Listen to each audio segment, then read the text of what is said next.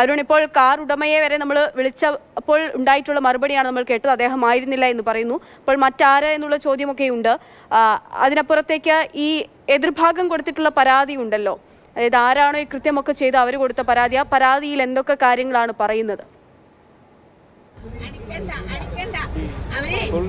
ഇവരുടെ പരാതിയിലെ പ്രതിഭാഗത്തിൽപ്പെട്ട ഒരാൾ സ്വകാര്യ ആശുപത്രിയിൽ ചികിത്സ തേടിയിട്ടുണ്ടെന്നുള്ളതാണ് നമ്മൾ മനസ്സിലാക്കുന്നത്. എന്തായാലും രണ്ട് വിഭാഗവും നൽകിയ പരാതിയിൽ ഇപ്പോൾ പോലീസ് കേസെടുക്കാൻ തയ്യാറായിട്ടുണ്ട്. നേരത്തെ തന്നെ ഒരു കാര്യം വ്യക്തമാക്കേണ്ടത്, പോലീസ് ഇക്കാര്യത്തിൽ ഒരു ഒത്തുതീർപ്പിന് ശ്രമിച്ചു എന്നുള്ളതാണ്. അതിന് കാരണം തെളിവൊന്നും ഉണ്ടായിരുന്നില്ല ആദ്യഘട്ടത്തിൽ. ഇന്നലെ രാത്രിയിലാണ് സംഭവിച്ചത്. ആദ്യഘട്ടത്തിൽ തെളിവൊന്നും ഉണ്ടായിരുന്നില്ല. പക്ഷേ ഇന്ന് ഉച്ചയോടുകൂടിയാണ് ഇതിൻ്റെ CCTV ദൃശ്യങ്ങളും അതോടൊപ്പം തന്നെ സമീപവാസികൾ മൊബൈൽ ചിത്രീകരിച്ച ദൃശ്യവും പുറത്തു വന്നത്. അതോടുകൂടിയാണ് ഇത്തരമൊരു സംഭവം നടന്നു എന്ന് സ്ഥാപിക്കാൻ ഈ പരാതിക്കാർക്ക് കഴിഞ്ഞത്. എന്നിട്ടും അവർ പോലീസ് കേസെടുക്കാൻ കൂട്ടാക്കിയില്ല എന്നുള്ളതാണ് പറയുന്നത്. ഇപ്പോൾ ഈ അച്ഛൻ, ഈ സന്തോഷ് നമ്മളോടൊപ്പം ചേരുകയാണ്.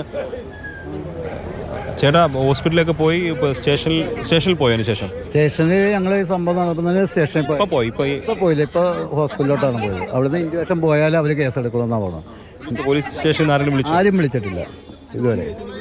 ഇപ്പോൾ ഞാൻ പോയി ഡോക്ടറെ കണ്ട് ഡോക്ടർ ഇൻഡ്യൂഷൻ കൊടുത്തേക്കാന്ന് പറഞ്ഞ് വിട്ടാണ്. ഇപ്പോൾ ഞാൻ പോയിട്ട് വന്നതാണ്.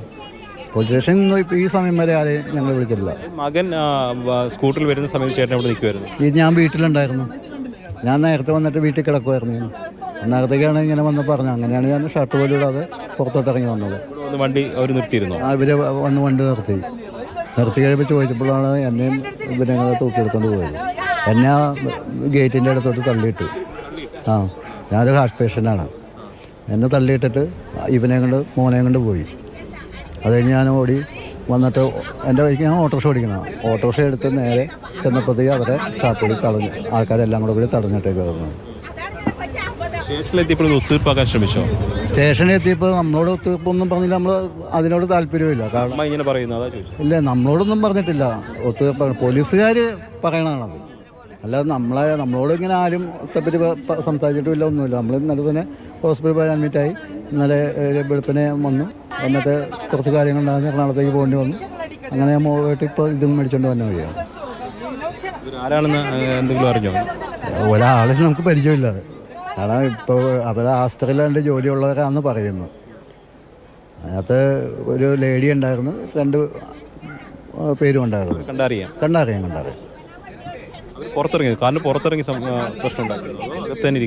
അകത്ത് ഒരുത്തും പുറത്തോട്ട് ഇറങ്ങി.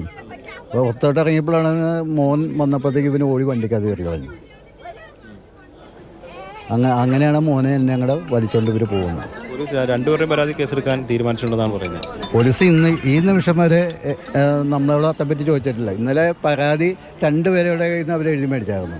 അപ്പോൾ അതിനകത്ത് ആ പെണ്ണിൻ്റെ ഒരു ഡോക്യുമെൻറ്റ്സ് ഒന്നും പറഞ്ഞ പെണ്ണ് ഒപ്പിടാന്ന് പറഞ്ഞപ്പോഴത്തേക്ക് ആ പോലീസുകാരൻ പറഞ്ഞു, അതിന് നിങ്ങളുടെ പേരിനകത്ത് എഴുതില്ല, നിങ്ങളിതിനകത്ത് ഒരാളുമല്ല, നിങ്ങൾ ഒപ്പിടേണ്ട കാര്യമില്ല, ചില പേര് എഴുതിയേക്കുന്ന ആൾ മാത്രം ഒപ്പിട്ടാൽ എന്ന് പറഞ്ഞു. പോലീസുകാരൻ പറഞ്ഞ് അങ്ങനെ ഒപ്പിടിപ്പിച്ചത്. ഇത്ര നമുക്കറിയാവുള്ളൂ, വേറെ എന്താ സംഭവിച്ചെന്നറിയില്ല. രീതിയിലാണ് പോലീസുകാർ പെരുമാറിയത്. അവരെ മോളിൽ നിന്ന് ആരാണ്ട് വിളിച്ചു പറഞ്ഞെന്നാണ് പറയണം. മേയർ ആരാണ്ടൊക്കെ വിളിച്ചു പറഞ്ഞെന്നാണ് പറയുന്നത് സ്റ്റേഷനോട്ട്.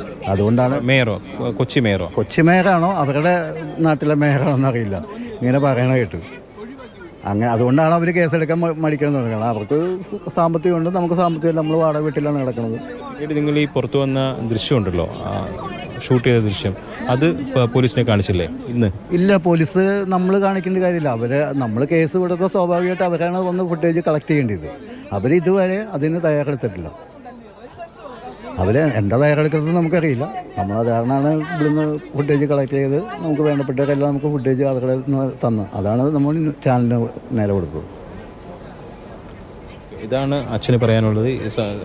അതിനൊരു കാര്യം കൂടി അദ്ദേഹത്തോട് ചോദിക്കാം. ഈ ഒത്തുതീർപ്പിന് ശ്രമിച്ചു എന്ന് പറയുന്നുണ്ടല്ലോ, അത് പോലീസ് അങ്ങനെ ഒരു കാര്യം, സാധാരണ ഒത്തുതീർപ്പ് പറഞ്ഞാൽ മധ്യസ്ഥതയിൽ അങ്ങനെയുള്ള ചർച്ചകളൊക്കെ ഉണ്ടാകുമല്ലോ. ഇതിപ്പോൾ പോലീസ് ഇവരോട് ഇങ്ങനെ ഒരു കാര്യം പറഞ്ഞിട്ടുണ്ടോ? ഒത്തുതീർപ്പിനായി മറുഭാഗം ശ്രമിക്കുന്നുണ്ട്, അങ്ങനെ ഒരു നീക്കത്തിലേക്ക് കടക്കണമെന്ന് പോലീസ് ആവശ്യപ്പെട്ടവരോട്? ഒത്തുതീർപ്പാക്കാനുള്ള രീതിയിലൊക്കെ പോലീസ് സംസാരിച്ചു എന്നാണ് പറയുന്നത്. അങ്ങനെ സംസാരിച്ചോ ആ സമയത്ത്? ഇന്നലെ ആ സമയത്ത് സംസാരിച്ചെന്ന് വെച്ചാൽ ഞാൻ പുറത്തായിരുന്നു. ഇവരാണ് അകത്ത് നിന്നത്. അമ്മയും മോനും കൂടെ ആയിരുന്നു അകത്ത് നിന്നത്. ഞാൻ പുറത്തായിരുന്നു. അവർക്കാണ് അതിനകത്ത് കൂടുതൽ അറിയാവുന്നത്. അവർക്ക് കൂടുതൽ പറഞ്ഞത് ഒത്തുതീർപ്പിന് വേണ്ടി ഒരു ശ്രമം നടത്തിയെന്നാണ്. അത് എനിക്കറിയില്ല, ഞാൻ പുറത്തായിരുന്നു. കാരണം സ്റ്റേഷൻ്റെ പുറത്തായിരുന്നു നിന്നത്.